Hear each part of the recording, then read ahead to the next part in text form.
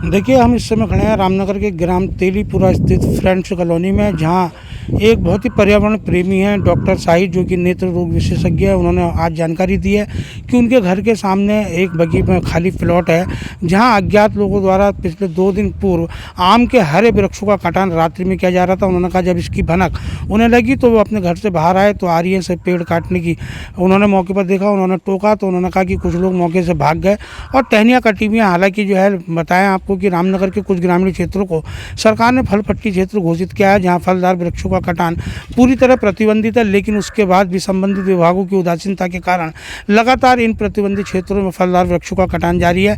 मैं आपको दिखाना चाहूँगा कि देखिए किस प्रकार जो है तस्करों द्वारा ये पेड़ काटे गए हैं और लोगों में पीड़ा है कि एक तरफ सरकार पर्यावरण बचाओ का नारा देती है और वहीं दूसरी तरफ कुछ भूमाफिया और लकड़ी तस्कर लगातार इन फलदार वृक्षों का अवैध कटान कर रहे हैं। डॉक्टर शाहिद का कहना है कि इस मामले में उन्होंने तुरंत रामनगर के डीएफओ एवं पुलिस को भी सूचना देते हुए इस मामले में कार्रवाई की मांग की और उन्होंने कहा कि यदि ये अवैध रूप से अगर कटान होता तो दिन में किया जाता, अगर रात्रि में कटान हो रहा है तो निश्चित तौर पर यह अवैध कटान है, बिना अनुमति के कटान हो रहा है।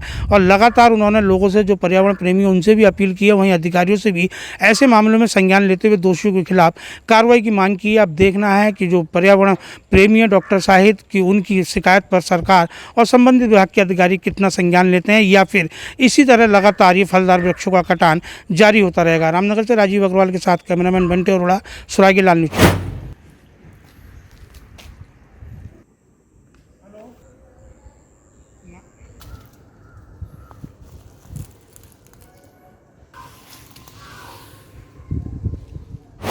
नमस्कार जी, मैं डॉक्टर शाहिद, नेत्र ज्योति आई केयर हॉस्पिटल रामनगर। मैं रामनगर के फ्रेंड्स कॉलोनी के तेलीपुरा रोड पे जो अवस्थित है वहाँ रहता हूँ, वहीं हमारा निवास स्थान है। दिनांक 12 तारीख को रात के 10:30 बजे के आसपास हमें घर के अंदर, जब मैं सो रहा था, आराम कर रहा था, तो आड़ी चलने की, कुछ मशीन कटने की आवाज़ आई। जब मैंने बाहर निकल के देखा तो कुछ लोग, हमारे घर के सामने जो प्लॉट है एक, उस पर 2-3 आम के वृक्ष हैं। मैंने देखा कि उनके वृक्षों को वो लोग कटाई कर रहे हैं।